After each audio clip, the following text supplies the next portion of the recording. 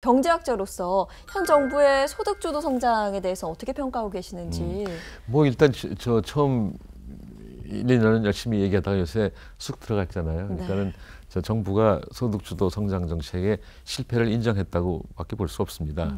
그런데 사실은 그때 소득주도 성장 정책이 뭐냐면 이거예요. 아주 좋게 해석하면은 헌법에 인간은 인간다운 생활할 권리가 있다.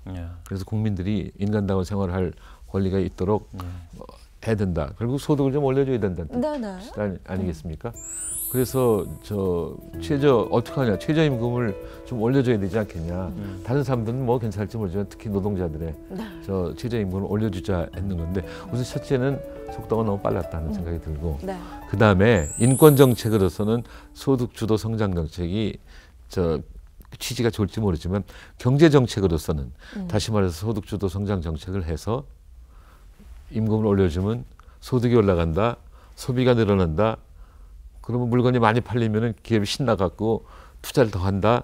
그럼 소비도 증진되고 투자도 더 장려되면은 경제가 더 좋아지지 않을 것이라고 하는 희망으로 소득주도 성장 정책을 썼던 겁니다. 그러나 이 사람들이 착각한 게 있어요. 최저임금의 적용을 받는 노동자들은 대기업에는 별로 없어요. 중소기업이나 자영업자들을 갖고 있을 거 아니겠습니까? 그러니까 임금을 올려주라고 그러니까는 자영업자하고 중소기업 하는 사람들이 굉장히 어렵게 됐어요. 사실은 동반성장이 큰 사람하고 작은 사람 간의 관계인데 작은 사람과 작은 사람의 관계로 문제를 풀려고 한 거예요. 그러니까 정부가 사실은 자영업자들을 위해서 대기업들이 진출해 있는 그 동네 상권을 조금 정비한다든지 또는 아까 말씀드린 납품과 후려치기를 못하게 한다든지 굉장히 줄이게 한다든지 하면은 중소기업이라든지 자영업자들이 임금을 올려주면서도 서바이브 할 수가 있었을지 모르지만 그런 건 아무것도 없이 임금 올려주라니까는 자영업자도 더 어렵게 되고 또 중소기업인들도 더 어렵게 됐기 때문에 사실은 소득주도 성장 정책이 우선 소득부터 못 올렸어요. 전체 소득을. 결국에는 이제 10,000원을 아직도 도달하지 못한 상황이니까. 뿐만 아니라 그때 소득이 올라갔다 치더라도 결국 소비의 증진을 통해서 경제를 좀 살리자는 건데 소비가 잘 될 것이냐? 가계부채가 그 당시에는 좀 줄었지만 지금은 1,750조라고 그러죠. 굉장히 큰 겁니다. 각자 1인다가 우리 손녀 6살짜리도 85살짜리 우리 사촌 형도 다 3,000몇백만 원의 빚을 지고 있은 거예요. 그러니까 소득 조금 올랐다고 소비가 늘어날 것이냐? 안 그렇습니다.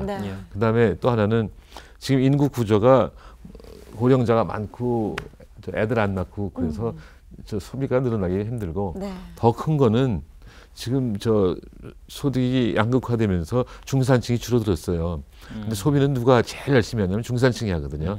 아주 못 사는 사람들은 없어서 못 쓰고 큰 사람들은 그 많은 돈의 아주 일부만 소비할 수가 있는 거거든요. 근데 중산층이 커져야 소득이 좀 늘어나도 소비가 늘어나는데 중산층이 지금 굉장히 줄어들었기 때문에 소득 조금 오른다고 소비가 늘어나기 힘들었을 거예요. 그러니까 소득주도 성장 정책을 좀 평가하려면 일단은 성공 못했다. 그리고 왜 그걸 갖다 사실 다른 보완책을 써서 했더라면 좋았을지도 모르겠는데 그렇지 못해서 안타깝다. 이제 현 정국이 이제 다음 대통령을 여야가 이제 뽑기 위해서 각 당에서 이제 후보군들이 등장하고 있고 5월, 9월, 10월 되면 이제 확정이 될 그런 시점인데 대선 출마를 한번 마음에 두지 않으셨습니까? 근데 불출마 하셨죠? 네, 제가 2010년 뭐 날짜도 정확히 기억합니다. 1월 19일, 119 그날 발표를 했죠. 이제 대통령에 나오겠다고. 근데 매스컴에서 잘 안 받아주대요. 안 받아줬다는 건 어떤 보도를 안 한다는 거죠, 잘. 반응이 조금 아쉬웠다. 세종문화회관에서 했고 5,000명 왔어요. 그래서 아주 기분이 굉장히 좋았는데 TV 조금 나오더니 그 다음날 신문에 잘 안 받아줘서 아주 조그맣게 내고 그래서 좀 섭섭했습니다만 그 당시로서는 촛불 집회 덕으로 문재인 후보가 대통령 될 거라고 많이 알려져 있지 않았습니까? 제가 그때 나온 거는 사실은 선거가 이제 5월이었었는데 그 한 5개월, 4, 5개월 동안만이라도 제가 동반성장 캠페인을 좀 벌이자. 이제 동반성장이 9월을 내걸고 한 4, 5개월 동안 하면 얼마나 많은 사람이 국가적 이슈를 좀 키워보고 싶은 그런 그렇죠. 욕심이 네. 있었네요. 네. 예. 아니 물론 되면 좋지만 그 당시에는 제가 준비가 안 됐기 때문에 그리고 뭐 항상 준비가 안 됐었어요. 2007년에도 하도 주위에서 나오라고 그래서 한번 시도한 적이 시도도 못하고 그냥 내가 감이 되나 했는데 감이 안 되더라고요. 그래서 관둔 적이 있는데 2017년에도 그냥 준비도 안 된 상황에서 나온 거는 이 동반성장 아이디어를 4, 5개월 동안 세상 사람들한테 많이 알리면은 그것도 족하지 못 내가 대통령 꼭 돼야 돼 이런 생각 물론 되면 좋고 생각을 했었는데 네. 저 매스컴이 반응이 별로 좋지 않고 역시도 제가 준비가 좀 부족해서 그만 뒀었습니다. 많은 사람들이 정운찬 이사장을 이렇게 바라볼 때 참 편안하고 부드럽고 인상 좋고 이전에 그 KBO 총재 하실 때도 이제 본인은 모르시겠습니다만 야구 중계 이제 화면에 굉장히 많이 잡히셨는데 저분은 총재님이신데 야구를 정말 즐긴다. 저는 막 이런 생각을 했었거든요. 근데 스스로는 굉장히 무색무취한 사람이라고 얘기를 하고 다니신다고. 그건 이제 아마 KBO 때 그렇다면은 예. 이제 총재가 됐으니까 과거에 그 두산 베어스 팬이 됐다 할지라도 중립을 지켜야 된다. 네. 그야말로 엄정 중립이다. 그런 의미에서 무색무취라고 했다면 제가 받아들이겠는데 예. 제가 사람이 무색무취라고 한다는 건 절대 반대입니다. 그러니까요. 왜 그러냐면요. 한번 저 기억하시는지 모르겠습니다만 서울대학 총장할 때 예. 노무현 대통령이 서울대학을 없애려고 실질적으로 없애려고 무지하게 많이 노력하셨어요. 물리적으로 없애는 게 아닙니다. 예를 들자면은 서울대학교 학부 없앤다. 대학원만 서울대학교는 대학원만 있는 예. 학교 만든다는 아이디어. 또 하나는 저 불란서가 과거에 한번 불란서가 과거에 그랬지만 전남대학, 경북대학, 뭐 충남대학, 강원대학, 서울대학 전부 국립대학이니까 강원대학 국립대학 1번 뭐 그다음에 2번이 어딘가 2번 3번 해가지고 서울대학 번호 4번 해갖고 넘버리를 네, 국립대학 가고 싶은 사람 줄 서래갖고 제비 뽑아갖고 고교 평준화 때 컴퓨터를 뽑듯이 예. 그렇게 네. 하려는 아이디어도 있었고 예.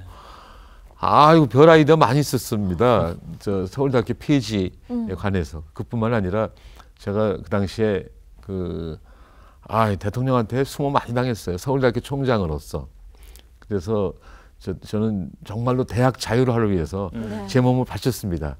학교를 나는 수호했다 그러고 정말로 일을 많이 했다고 좀 자부합니다. 네. 대학 자유라는 물론이고 저 모금도 많이 했고 예. 서울대학교 정원을 1000명 줄였어요 제가. 그건 대한민국 역사상 자기 스스로 대학 정원을 줄인 학교는 없을 겁니다. 네. 퀄리티 에듀케이션을 해야 된다. 우리는 지금 그 당시까지 4000명 뽑았고 한때 80년대 초반에는 6000명 뽑은 적도 있어요. 근데 그 동경대학도 3000, 북경대학도 3000, 대만대학도 3000, 하버드 1600, 콜롬비아 뭐 프린스턴 예일 1300, 심지어 저 시카고 800, 칼테크 400 이런 식으로 네. 뽑는데 4000명 뽑아갖고 뭐 어떻게 가르치냐. 그래서 퀄리티 에듀케이션을 하자 해서 줄였고 그다음에 기초교육을 딱 확실하게 한다든지 그다음에 다양성을 위해서 그 동반성장의 아이디어 중에 하나가 서울대학교 지역균형 선발입니다. 제가 총장 되자마자 학생 구성이 어떻게 됐냐고 물어봤더니 예. 100명 중에 44명이 서울 사람, 26명이 강남 사람. 그래서 야 그러면 우리 서울대학교 공립대학이 아니라 이제 서울시립대학 되겠다. 아니 서울시 강남 구립대학 되겠다. 바꾸자 그래서 우여곡절 끝에 저 전국의 고등학교 교장 선생님들이 3명 이내로 추천을 하면은 한 5,000명 가까이 될 수 있는데 그 중에서 1,200명 뽑고 나머지는 일반 전형으로 뽑자 이런 게 지역균형 선발되는데 이거는 지역 간의 동반성장을 네. 위한 것입니다. 동반성장 아이디어가 사실 아까 시간이 없어서 많이 말씀을 못 나눴지만 개성공단은 남북 간의 동반성장을 위한 네. 것이라든지 만병통치약은 아니지만 FTA가 저 국가 간의 동반성장이라든지 그래서 저를 갖다 무색무취하다 저는 항의합니다. 그 질문을 딱 드리는 순간 네. 말도 좀 빨라지셨고 목소리 힘도 확 붙어갖고 제가 그 유튜브에 이제 썸네일이라고 올리잖아요. 저희가 네. 이제 제목을 다는데 무색무취비 제가 하나 정해드릴게요. 열혈남아. 네, 고맙습니다. 열혈남아. 유덕화가 주연했던 영화의 열혈남아. 피 네. 끓는 청춘을 보내시고 네. 아직도 그 열정은 남아 계신다. 그러면 뭐. 네, 썸네일 열혈남아. 마음에 네네. 드십니까? 총재할 때도 정말 열심히 했습니다. 무색무취 아닙니다, 이제. 아닙니다. 네. 정운찬 이사장께서 그렇게 힘들고 어려울 때마다 스코피들 박사를 떠올렸듯이 또 이 시대의 많은 젊은이들이 정 이사장님을 좋아하는 마음, 또 오피니언 리더로서 이렇게 바라보면서 본인 스스로도 그런 삶을, 그런 인생을 꿈꿀 수도 있을 것 같습니다. 그래서 더 책임이 큰 게 오피니언 리더가 아닌가 싶은데요. 어떤 덕목이 필요할지 마지막으로 질문 드리겠습니다. 이 오피니언 리더를 여러 가지로 정의할 수가 있겠습니다만 그냥 그 사회에 나와서 발언하는 분들을 오피니언 리더라고 친다면 그 돌 한 번 호수에 잘못 던지면 개구리가 죽을 수도 있다 하는 거를 좀 생각하고 리드를 해줬으면 좋겠다 생각이 드는데, 이거는 무슨 말씀이냐면 좀 남에 대한 배려를 좀 해야지. 네. 남에 대한 배려를 하지 않고 그냥 자기 주장 막 해버리면은 그게 저 사회를 좋은 방향으로 리드하는 것이 아니라 좋지 않은 방향으로 리드할까봐 걱정돼서 드리는 말씀입니다. 네. 네.